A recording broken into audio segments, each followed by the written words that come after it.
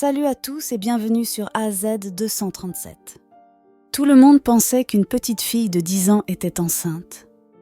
Mais lorsque le jour de l'accouchement est arrivé et qu'ils ont découvert la vérité sur ceux qui étaient réellement à l'intérieur d'elle, tout le monde a été choqué. L'année était 2002 et c'était un magnifique dimanche après-midi dans le village où Lily et sa famille vivaient. Elle courait avec ses amis à travers le village et le son de leurs rires remplissait l'air. Les rayons du soleil se reflétaient sur les belles eaux du ruisseau à proximité, créant une atmosphère magique. La nature entourant le village était vibrante de couleurs, d'arbres magnifiques et d'animaux affectueux. Lily et ses amis, Ben et Eva, couraient joyeusement autour du village, jouant à des jeux et faisant la course jusqu'au ruisseau. Ils étaient en sueur et excités alors qu'ils descendaient la colline, esquivant les branches des grands arbres et les grosses pierres au sol. Lorsqu'ils ont atteint le ruisseau, les trois amis se sont arrêtés pour se reposer, essoufflés et fatigués. Ben, étant le plus vif d'entre eux, a décidé de défier les filles de se mettre à l'eau. Ils ont hésité au début, mais bientôt les trois amis ont sauté dans l'eau et se sont amusés à nager dans les eaux froides du ruisseau.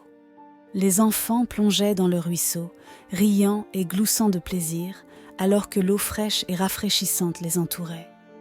Ils s'amusaient à jouer à des jeux et à faire des compétitions de natation, tandis que le temps passait et que le soleil commençait à se coucher. La nature autour d'eux semblait également s'amuser avec eux. Les oiseaux chantaient des chansons joyeuses et les arbres dansaient dans la légère brise. Dès que le soleil a commencé à se coucher, peignant le ciel en orange et en rose, les enfants ont réalisé qu'il était temps de rentrer chez eux. Ils se sont dit au revoir et ont promis de se retrouver le lendemain pour pouvoir continuer à jouer et à s'amuser. Le village où ils vivaient se trouvait à quelques kilomètres de la grande ville, entre les montagnes et les forêts à la campagne. Le village était un endroit très simple. Les rues étaient faites de terre, les maisons avaient des toits de chaume et les petites entreprises étaient possédées par les résidents eux-mêmes. Même si c'était un endroit simple, le village était très accueillant et agréable. Ses résidents se connaissaient depuis l'enfance et se traitaient avec une grande gentillesse. Lily, une petite fille de juste 10 ans, menait une vie heureuse avec ses parents, Robert et Mary. Ils formaient une famille très proche et heureuse et partageaient les bons et les mauvais moments ensemble, se soutenant tout au long de tout cela. Ils avaient une maison simple et chaleureuse. Robert avait un petit jardin où il cultivait des légumes pour aider à nourrir sa famille. Robert travaillait également comme pêcheur, et Mary s'occupait de la maison et de leur fille. Ensemble, ils lui enseignaient les choses importantes de la vie, telles que l'amour, prendre soin de leur famille et de leurs amis, et comment être gentil. La petite fille allait à la seule école du village avec ses amis, et ensemble, ils exploraient la belle nature du village. La famille de Lily était plus heureuse que jamais, vivant la vie simple à la campagne. Quand soudainement, les parents de Lily ont remarqué que son ventre grossissait. Au début, ses parents ont pensé que cela pourrait être une maladie liée à la nutrition de la fille. Mais au fil du temps, le ventre de Lily a continué à grossir et ses parents sont devenus très inquiets. Même les villageois ont commencé à s'inquiéter pour la petite Lily, ne sachant pas quoi faire. Robert et Mary ont emmené leur fille voir l'unique docteur de la ville, le docteur Daisy, espérant découvrir ce qui lui arrivait. Le docteur Daisy a effectué plusieurs tests sur la petite Lily. Et comme elle était intriguée par les résultats, elle l'a également envoyée faire plus de tests dans la grande ville. Après plusieurs résultats alarmants, le docteur a confirmé à Robert et Mary que leur fille était enceinte d'environ 6 mois. « Comment ça, elle est une enfant ? Elle ne peut pas être enceinte ?» Les parents étaient choqués. Le monde de leur famille s'écroulait. Lily n'avait que 10 ans. Sa grossesse à cet âge était un risque pour sa propre vie. La nouvelle s'est répandue dans le village comme une traînée de poudre et tout le monde voulait savoir ce qui était arrivé à la petite Lily. Tout le village était choqué et les gens voulaient des réponses. Lorsque la police a entendu parler du cas inhabituel de Lily, elle a décidé d'enquêter. Et malheureusement, le premier suspect était son propre père. Ainsi, la police l'a enfermée dans l'unique cellule du poste de police pendant qu'elle enquêtait davantage sur l'affaire. La famille de Robert était ébranlée. La mère et la fille étaient seules et impuissantes en ces temps difficiles. « S'il vous plaît, ne prenez pas mon père !» La petite fille criait et pleurait. Les doutes coulaient comme une rivière incontrôlée. Et même avec les affirmations de la petite fille que son père était innocent, tout le monde dans le village doutait de l'homme qu'ils avaient autrefois appelé un ami. Au poste de police, Robert traversait le pire moment de sa vie. Outre être accusé d'un crime horrible, les autres prisonniers, qui connaissaient déjà l'histoire de Lily, le menaçaient constamment. « Tu es un homme très malade. Quel genre de personne fait ça à un enfant ? Tu ferais mieux de faire attention. Nous ne tolérons pas les gens comme toi. » Robert avait très peur, mais il savait qu'il était innocent. « C'est absurde. J'aime ma fille et je ne lui ferai jamais de mal. Vous m'accusez et ne me donnez même pas la chance de prouver mon innocence. » Mais les prisonniers étaient des hommes dangereux et ils battaient Robert presque tous les jours. « Tu es un homme fou. Des gens comme toi devraient obtenir ce qu'ils méritent, seulement de la souffrance. S'il vous plaît, arrêtez, je suis innocent. » Robert suppliait, les prisonniers n'arrêtant leurs attaques que lorsque la police arrivait. Robert souffrait tous les jours aux mains des criminels, mais il souffrait aussi pour sa fille. Tout ce que cet homme pauvre voulait le plus au monde, c'était de retourner auprès de sa famille. Lorsque Marie apprit la souffrance de son mari, elle se précipita directement au poste de police et exigea que son mari soit libéré. Mais en vain. « S'il vous plaît, mon mari est un homme bon et innocent. Vous faites une grosse erreur. Vous devez le libérer maintenant. »« Je suis désolée, Marie. Nous voulons tous croire que Robert est innocent. Nous avons grandi ensemble. Mais nous ne pouvons pas simplement le laisser partir tant que nous n'avons pas trouvé le vrai coupable. Robert reste notre principal suspect et demeure en détention. Nous sommes tous inquiets et nos enfants doivent être en sécurité. Je suis désolée, mais c'est ainsi et nous ne pouvons rien y faire, expliqua le policier. Pauvre Marie. Elle quitta le poste de police en pleurant, totalement impuissante. Elle n'avait pas la force d'affronter toute la situation seule avec sa fille enceinte et son mari en prison. Chaque jour, les voisins du village se disputaient entre eux. Certains commentaient l'innocence de Robert et d'autres doutaient de son caractère. Certaines personnes allaient même devant le poste de police et provoquaient un sacré remue-ménage à la recherche de réponses. Docteur Daisy, confus et inquiet de l'ampleur de la situation, suggéra à Marie et Lily de faire un test de paternité dès la naissance du bébé et de mettre fin aux souffrances de Robert. Mère et fille acceptèrent, heureuses et excitées à l'idée de retrouver Robert et de prouver son innocence. Lily ne comprenait pas tout ce qui se passait, mais elle savait que d'une manière ou d'une autre, la croissance de son ventre causait beaucoup de douleur à ses parents. La petite fille était effrayée et confuse. Sa mère ne la laissait plus sortir jouer ou voir ses amis. Lily ne courait plus vers le ruisseau ni n'allait à l'école. Elle se sentait piégée car elle passait toute la journée à la maison et n'avait pas le droit de sortir. Tout ce qu'elle voulait, c'était revoir son père et pouvoir jouer avec ses amis. Elle ne comprenait pas pourquoi son ventre avait tant grossi et pourquoi son père ne pouvait pas rentrer à la maison. « Maman, qu'est-ce qui ne va pas chez moi ? Je ne peux plus sortir à cause de mon ventre. »« Suis-je malade ? » demanda Lily. « Tu n'es pas malade, enfant. Ton corps traverse juste quelques changements, mais tout ira bien. Tout ce que tu as à faire, c'est te reposer encore quelques semaines, et tout ira bien. Marie était prête à tout pour épargner à sa fille la douleur de la vérité. Lily resta sans réponse. « Maman, je ne comprends pas ce qui m'arrive. Mon ventre me fait mal. »« Qu'est-ce qui va m'arriver, maman ?» dit-elle, la voix tremblante. Marie tenta d'expliquer à sa fille que son ventre lui faisait mal parce qu'il y avait maintenant un petit bébé à l'intérieur et qu'elle n'avait pas besoin d'avoir peur. « Il y a un petit bébé dans ton ventre, ma chérie, et tout va bien. Ça va juste faire un peu mal, mais la douleur passera.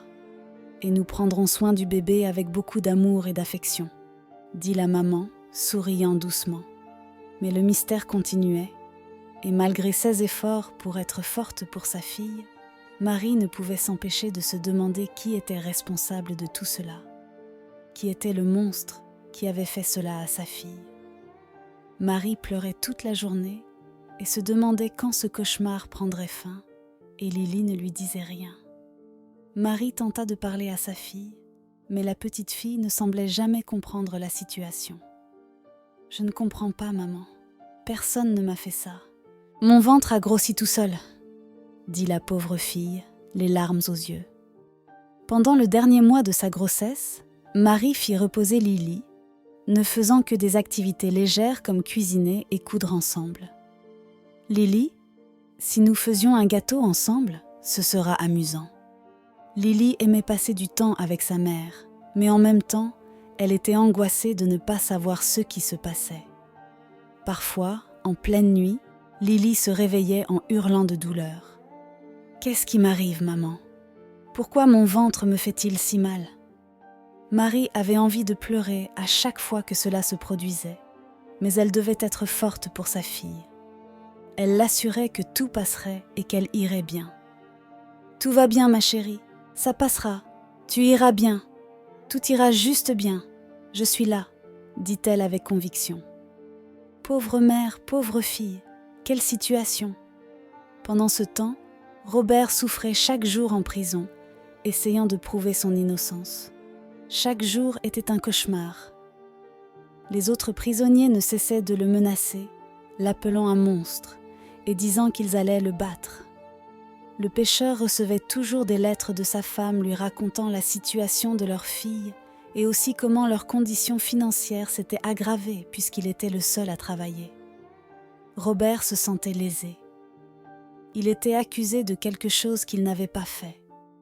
Tout le monde l'appelait un monstre, et cela l'ébranlait profondément.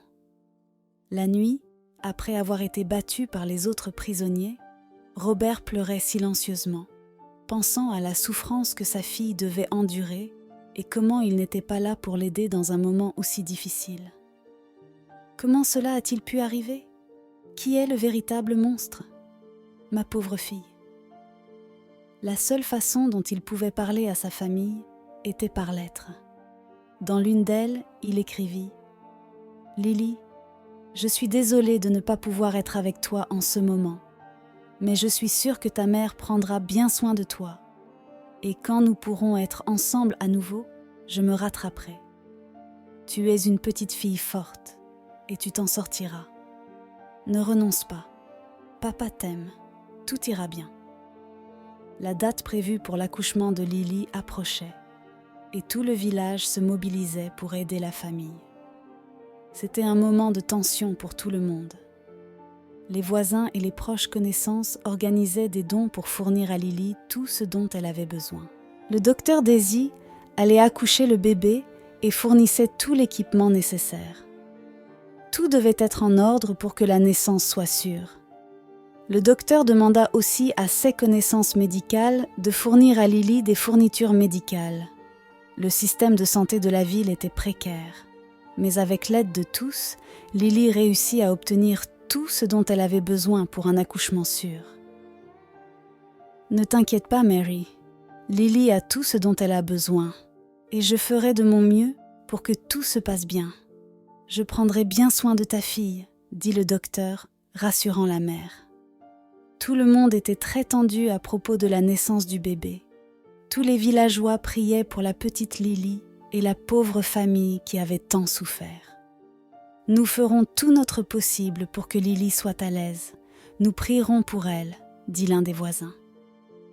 Enfin, Le jour tant attendu était arrivé et Mary était plus que nerveuse. Toute la communauté s'était rassemblée pour soutenir la famille de Lily. Mary et Robert étaient anxieux et la petite Lily ne comprenait pas tout le remue-ménage. Le village était en émoi car tout le monde voulait connaître l'avenir de la petite fille. De nombreuses personnes curieuses voulaient entrer à l'hôpital pour voir comment l'histoire se terminerait. Ainsi, une foule commença à se former devant l'hôpital. L'atmosphère était chargée de tension et d'anticipation.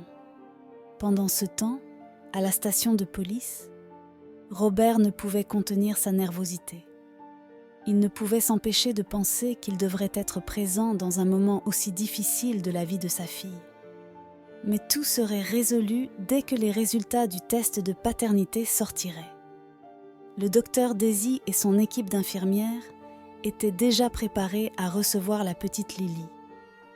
Tout le village était si intrigué par l'histoire de la petite fille qui était devenue enceinte que beaucoup de personnes arrêtaient leurs activités quotidiennes juste pour suivre la fin de l'histoire.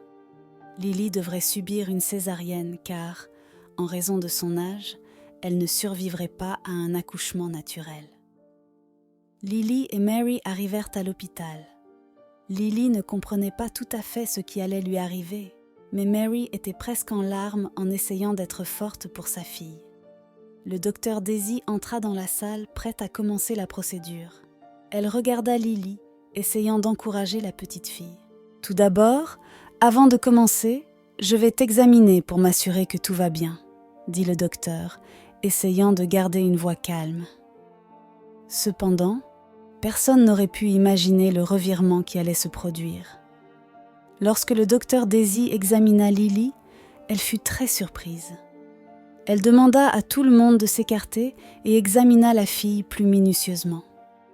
Un silence s'installa dans la salle d'opération alors que le docteur examinait la petite Lily. Mary était agitée et la tension dans la salle était palpable. Et puis, après plusieurs minutes de silence, le docteur parla. « Il n'y a pas de bébé, Lily n'est pas enceinte. »« Comment ça, il n'y a pas de bébé ?» s'exclama Mary incrédule. Tout le monde dans la salle était confus et curieux de cette nouvelle information. Le docteur Daisy, également confuse, décida de réaliser une échographie d'urgence. L'équipe médicale commença à se préparer alors que la tension se répandait dans toute la salle. Dès que le médecin a commencé l'échographie, il est devenu clair que dans le ventre de Lily, il n'y avait que du liquide et pas de bébé. « Maintenant, je suis sûre qu'il n'y a pas de bébé, » a dit le médecin. « Quoi ?» on dit avec étonnement toutes les personnes présentes dans la pièce. « Qu'est-ce qui se passe, maman ?» a dit la petite fille, ne comprenant pas la situation. Le docteur Daisy a insisté pour que Mary emmène Lily dans la grande ville pour une série de tests afin de déterminer ce qui se passait réellement avec elle. Mary a accepté avec le médecin et les deux sont partis de l'hôpital sans savoir ce qui allait se passer ensuite. « Où est le bébé ? Que s'est-il passé ?» a demandé la foule curieuse rassemblée devant l'hôpital quand elle a vu Mary et Lily partir sans le bébé dans les mains. Comme demandé par le médecin, Mary et Lily sont allées dans la grande ville et la petite fille a subi plusieurs tests. Et ensuite, tout ce qu'elles avaient à faire était d'attendre les résultats. Tout le monde dans le petit village était choqué par la révélation que la petite fille n'était pas enceinte. Et la nouvelle n'a fait qu'accroître leur curiosité de découvrir ce qui était réellement arrivé à la petite fille. Finalement, avec la nouvelle qu'il n'y avait pas de bébé, l'innocence de Robert a été prouvée et il a pu enfin rentrer chez lui. Son honneur a été restauré dans la communauté et tout le monde se sentait coupable pour la souffrance que l'homme avait dû endurer. Le suspense a continué à planer sur le village et tout le monde était impatient de découvrir la vérité. Quelques jours ont passé et les résultats des tests sont finalement arrivés. Le docteur Daisy a appelé Lily et ses parents dans son bureau pour partager les nouvelles. « Enfin, j'ai les résultats », a dit le médecin, regardant les visages anxieux des parents. « Maintenant, nous savons ce qui est réellement arrivé à Lily. Robert et Mary ont retenu leur souffle, attendant la grande révélation. Lily a une ascite, plus communément appelée ventre de peau ou ventre de bière, a dit le médecin. C'est une condition dans laquelle du liquide s'accumule dans les espaces de votre abdomen, ce qui peut être le résultat de plusieurs conditions médicales. Mary, très inquiète, a demandé « Mais comment cela s'est-il passé ? Et pourquoi avez-vous pensé qu'elle était enceinte ?» Et ainsi le médecin a expliqué « Eh bien, il est très probable que Lily a été infectée par un parasite qui a causé cette condition. Cela peut avoir été à cause des mauvaises conditions sanitaires dans le village. Lily aime jouer dans le ruisseau avec ses amis, mais le ruisseau n'a pas été traité depuis des décennies et c'est là qu'elle a pu attraper la maladie. Cette maladie fait gonfler son ventre, le faisant paraître comme si elle était enceinte. Et le jour où Lily est venue pour ses premiers tests, une infirmière a confondu 16 échantillons de sang avec ceux d'une autre patiente qui était enceinte, causant tout ce désordre. Nous avons déjà parlé à l'infirmière et l'hôpital appliquera la punition appropriée. Toute la situation n'était qu'un grand désordre qui aurait pu être évité si les échantillons n'avaient pas été échangés. Nous nous excusons pour tout ce que votre famille a dû traverser et nous vous indemniserons.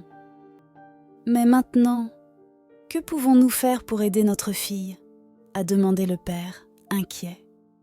Je vais devoir avoir certains traitements. Elle prendra le médicament indiqué pour combattre l'infection et viendra à l'hôpital quelquefois pour drainer le liquide de son ventre. Mais ne vous inquiétez pas, votre fille ira bien, a dit le médecin. Les parents de Lily étaient soulagés de savoir que tout allait bien se passer. La nouvelle de la maladie de Lily s'est répandue dans le village et tout le monde est devenu conscient des conditions précaires dans lesquelles ils vivaient. Le village devrait s'améliorer si aucun de ses habitants ne devait souffrir de la même manière. Et puis la vie dans le village est revenue à la normale. Après un certain temps, Robert et sa famille ont reçu l'indemnisation promise pour la souffrance qu'ils avaient dû endurer. Robert n'a pas pu subvenir aux besoins de sa famille pendant son temps en prison. Donc la famille a reçu une somme généreuse. Robert et Mary ont utilisé l'argent pour payer le meilleur traitement pour petite Lily et aussi pour avoir une meilleure qualité de vie. Après des semaines de traitement, Lily s'était complètement rétablie et était de retour à l'école et jouait avec ses amis. Heureusement, Lily était une enfant très heureuse et grâce aux soins extrêmes de Mary pour épargner à sa fille la vérité, la petite fille n'a pas subi de traumatisme. La récupération de Lily a été un grand succès et sa famille est devenue de plus en plus unie, tout comme la communauté. Maintenant que les villageois étaient conscients des conditions sanitaires, de logement et de santé, ils ont commencé à travailler ensemble pour améliorer la qualité de vie dans le village. L'histoire de Lily et de sa famille a touché le cœur de beaucoup. Et le village a appris à être un endroit plus accessible et plus juste pour tout le monde. Ensemble, ils ont trouvé un nouveau sens de l'unité et de l'espoir qui a changé la vie de tout le monde pour toujours. Quelle est votre opinion au sujet de cette histoire ? Dites-le nous dans les commentaires. Merci d'avoir regardé la vidéo. Surtout, n'oubliez pas de cliquer sur le bouton j'aime et partager autour de vous. À très bientôt sur AZ 237.